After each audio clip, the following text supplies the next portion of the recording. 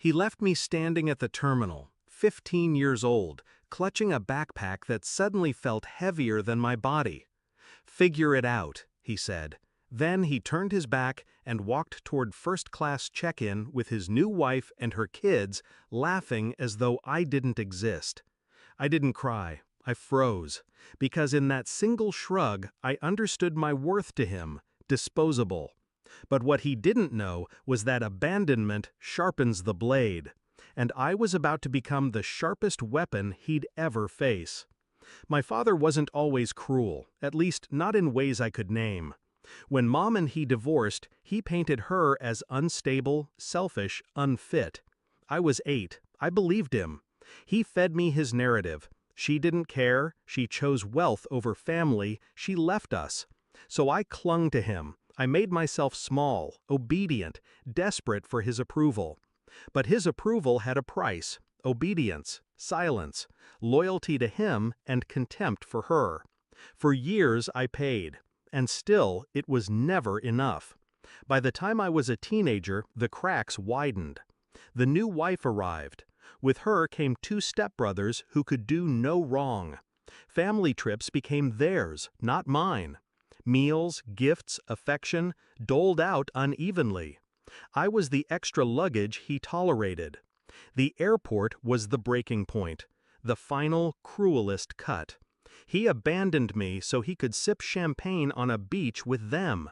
A child discarded, a nuisance erased. But in the silence of that terminal, I made my first real decision. I would never beg for his love again. I scrolled through contacts until I landed on a number I hadn't dialed in years. My mother's. My hands shook when I pressed call. Would she even answer? Would she even want me? Her voice came through, breathless, then breaking. My baby? Hours later, I saw the impossible, her jet descending, sleek and private, cutting through the night sky like salvation itself. When she stepped out, tears streamed down her face. She didn't ask why I called. She just pulled me close and whispered, "Never again." That was the moment I knew who had lied to me all along, and who had been waiting in silence, ready to love me the second I reached out. 3 months passed. 3 months of lawyers, documents, revelations. Mom wasn't just wealthy, she was prepared. She had evidence of years of neglect. She had connections in courts my father never imagined I'd step foot in. And she had me, no longer afraid, no longer silent. Together, we built a case. Custody violations, financial exploitation, neglect, abandonment. Every lie he told about her began to collapse under the weight of truth. The day he returned from vacation, bronzed and smug, he walked into a house that no longer contained me. My room, empty. The posters, books, photos, gone. Even the bed stripped bare. Instead, a thick envelope sat waiting on his desk, stamped, legal, unmistakable. I wasn't there to see it, but I can imagine the moment. His hand tearing it open, expecting bills or junk mail. His eyes scanning the words. Petition, abandonment, custody, financial misconduct. And finally, the part that gutted him. He no longer had a daughter under his roof. Not legally, not emotionally, not at all. Weeks later, we faced each other in court. He tried his usual charm, the practiced smile, the rehearsed lines about being a devoted father.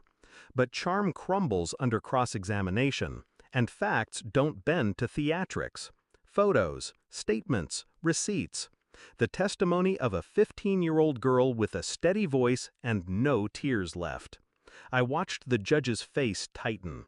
I watched my father's mask slip. And for the first time in my life, the scales tipped my way. When the ruling came, it was swift. Sole custody to my mother. Financial restitution demanded. Visitation rights stripped until he proved himself fit. My father sat there, red-faced, fists clenched, while his new wife whispered in his ear, panic flashing across her face. They had gambled everything on me being weak. They had lost. Now I live in my mother's world, not just one of wealth, but of stability, of love that doesn't have to be earned, of freedom from walking on glass, waiting for the next cruel shrug. Sometimes I think about that airport, the moment he walked away, the last time he underestimated me. He thought he was discarding baggage, but I was shedding chains. He wanted me to figure it out, and I did. With lawyers, with strategy, with silence that cut sharper than screams.